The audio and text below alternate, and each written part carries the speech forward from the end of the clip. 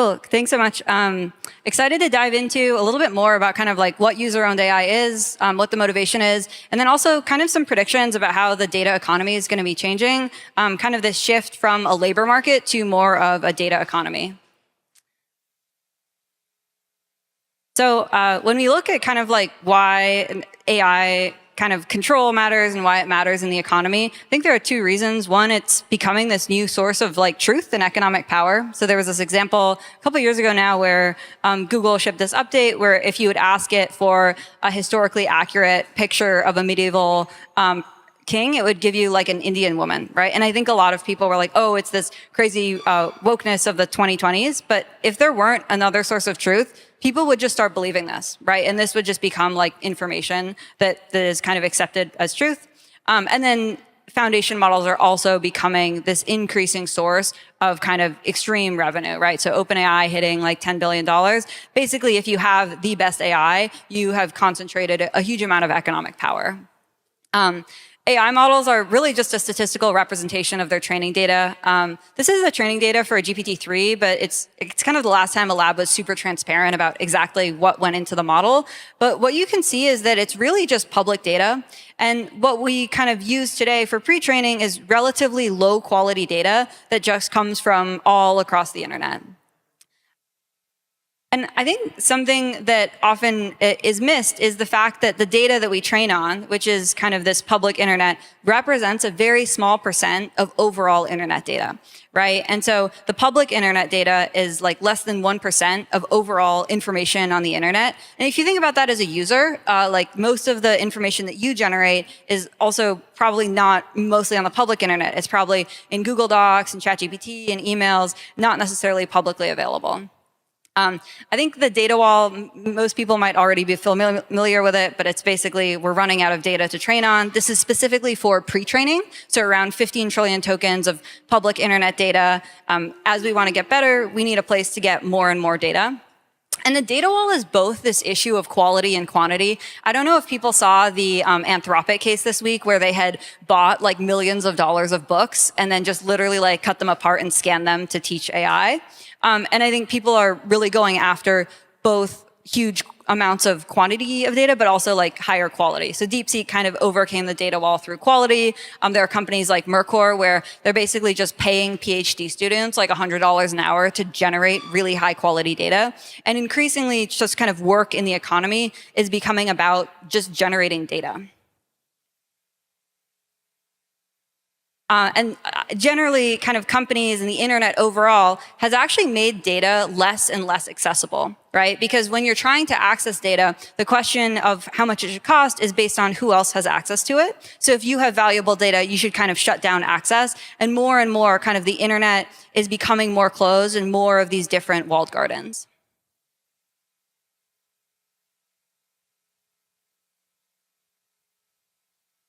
So something a lot of people don't realize is you have full legal ownership over your data. So in the same way that when you park your car in a parking lot, the parking lot doesn't own your car, right? They couldn't decide to take your wheels or like not give your car back. When you put your data in a platform, you retain full legal ownership. So all of the data that you generate all across the internet, whether it's you talking to ChatGPT or listening to Spotify or even driving your Tesla, all of that data is legally yours and you can always go and export it. This is a map of actually data regulation all across the world. There's really more and more strong data regulation that enforces that a user, kind of they already own it, but they also can legally access it and go and get it. There's some groundbreaking stuff in Utah, kind of strongest digital choice act to its date, where users can actually get API access to all their data across platforms.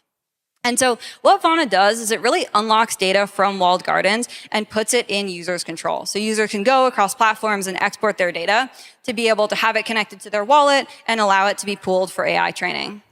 One of the main things that people build on Fauna are these data DAOs. The more technical term is a DLP, which stands for data liquidity pool. And what a data liquidity pool is basically a way to tokenize data and have it owned by a group of users, right? So if you just have your own data, it's not that valuable on its own, right? Like one person's Tesla data on its own is not that useful. But if you pull it together, like DLP Labs, they have around 10,000 users pooling their car data, then you can sell it to a car battery company, which is what they're doing. And then there are a bunch of different data DAOs across all different platforms, from like a coding copilot to a Reddit one with over 140,000 users. In terms of kind of the mechanics of a data DAO, so they're backed by a VRC20 token, which is a standard that's kind of ERC compatible, but it's actually designed for data to be the underlying asset. So you can kind of think about this as like a data-backed real-world asset, and that's what goes to data contributors. And then as the data is accessed, data buyers can basically buy and burn that for access. There's actually a data sale that just got passed today with the Spotify data DAO, where they're selling data to Solo AI, a music AI company, for I think $55,000. And so you kind of have this full end-to-end flow where the data is actually paired to this data token. And then on top of these data tokens, you can use all the great DeFi primitives to actually build on top of data as an asset class, right? So you can use data as collateral for loans. There's a data DEX where you can kind of buy and trade data tokens. For example, if you wanted to like hold a position in Tesla, the stock, but also kind of have some other position related to Tesla as a data source, you're able to build these new kinds of like financial instruments. And you're also able to, we call it like renting data, but you're basically just able to run an operation on data without actually revealing the underlying data, which allows for the data to be continuously monetized. One of the things about Vana is because there's shared identity across all the different data DAOs, you can access cross-platform data. So if you're training AI models, this is like the most relevant slide to you. What it means is that you can get data sets that you can't get anywhere else. Right? So you can, today, if you wanted to, maybe Spotify doesn't sell data, but you could maybe get Spotify data if you convince Spotify to sell it to you. But if you want cross-platform data, like a given user's Spotify data plus their Google data plus their ChatGPT data, the only way you can get that data set is directly from the user. And this is really helpful for different things like forecasting. So if you want to make a prediction about what's going to be in style kind of fashion-wise based on the music that people are listening to, then you need both people's listening habits and their fashion data. And so that really helps the different data DAOs be able to monetize. One of the things that we announced recently is Collective One. So we basically kicked off training a few months ago, and now kind of incrementally each data DAO is adding in their data.